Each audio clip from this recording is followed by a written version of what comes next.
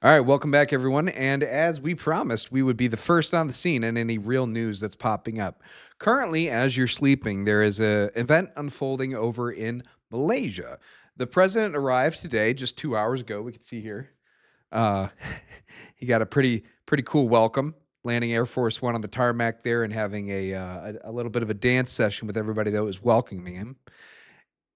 This is in response to what's been going on between Cambodia and Thailand. Now, we said we were on top of things, but we want to show you how much on top of things we are.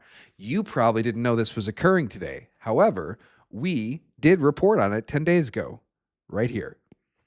So there's actually, I don't know if you know this, another hostage scenario that's going on. It's over in Thailand. Cambodia and Thailand had a similar exchange of gunfire and excursion 76 days ago.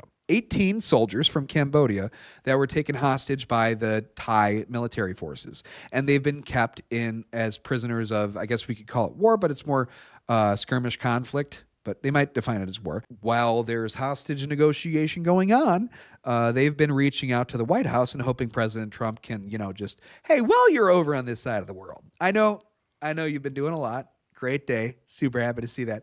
Would you mind running a little bit of that apprentice show on our side of things? Why? Well, it's been 76 days since our last workplace accident, but it's a similar situation where it's over a contested piece of land in an area that have two people that have a combative nature, and I just thought I'd fill you in. There's another hostage crisis, or prisoner of war crisis.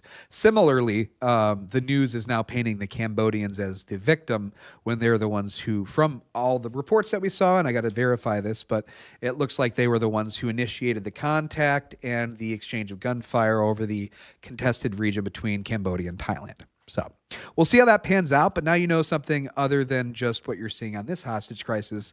There is another. Well, as you saw, we were about 10 days earlier than everyone else on this story. Why wasn't it in your mainstream news stations? Well, it's probably not very profitable. It's not something they're necessarily looking forward to, and they're not getting a lot of click engagement out of it. So let me give you the details and the background of this. The conflict actually began all the way back in July, on July 24th.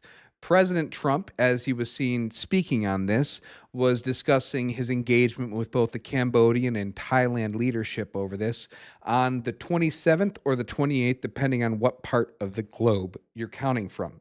For President Trump's sake, he was, I guess you could say, complaining a little bit that he was dealing with this and it was more important, but it was keeping him from golfing in Scotland where he was, which would put him at having that discussion around the 27th. The conflict kicked off on the 24th, meaning there was a total of about 2.5 days between conflict beginning engagement and ceasefire being agreed to on the 28th. That's a pretty good turnaround. I'm not trying to give out, awards to anybody on how quickly they settle something, but just under 3 days of a conflict arising over something that's historically been an area of a lot of conflict between these two peoples. It's a ancient area, you could call it, Pravira. I know I butchered that. I'll put it right here. It's a temple site in an area that both sides have some kind of ethnic or religious claim on. The conflict that arose over those 2 days resulted in dozens of deaths, and as we said in that video, 18 Cambodian soldiers being taken as prisoner of war. Now, as we add the timelines up, it looks like that would mean there was a total of about 2 days of conflict, 18 POWs. According to the peace treaty, the 18 POWs are going to be returned, and actually we'll provide the treaty peace deal details right here. So it looks like immediate ceasefire was already agreed to back then on the 28th of July, and it has continued for the 89 days that those 18 POWs have been in Thailand custody. The ceasefire agreement, so far as we've seen, has been honored and will continue to be honored. A third-party group of Asian peacekeepers will come in to ensure that commerce is reestablished between Thailand and Cambodia. It looks like they're both looking forward to this peace because it does not just end the conflict for the people in the region, but it may build a bridge to a future commerce partnership with the U.S. It looks like this was held in Malaysia, but the details surrounding the peace deal are that the Cambodian side is going to be entering into a trade agreement with the U.S. We'll figure out if that had previously been established. And even more importantly, there is a mineral deal occurring with Thailand as a result of this as well. Seems like there was a little give and take in terms of both sides getting something that they wanted economically to incentivize them to both stop fighting. So, in terms of peacekeeping and uh, building commerce and building the third world, second world, or depending on what part of the world you're discussing here, that's not a bad job done. 2 days, a little less than 72 hours total in the conflict to end of conflict resolution, and then at least a ceasefire that held while there were other larger geopolitical issues going on. I mean, in that time, about the week following that, we saw the peace treaty signed in D.C.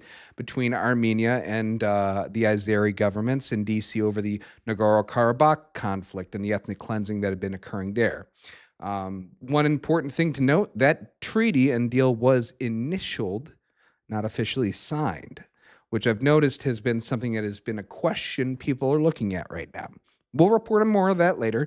The primary thing is we wanted to give you the most updated and most current understanding of the peace treaty, the conflict resolution, and also to give you an example of how much we're on top of news versus everyone else. We don't have corporate sponsorships currently.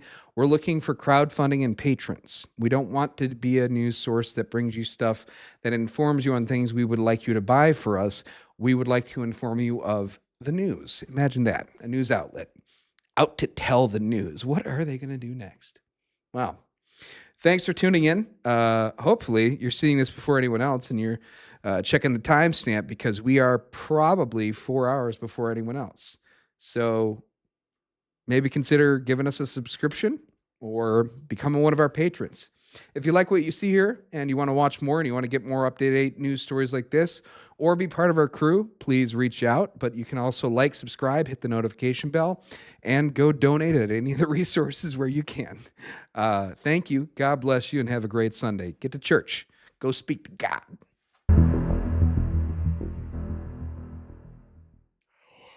It's late, right? All right. Here we go.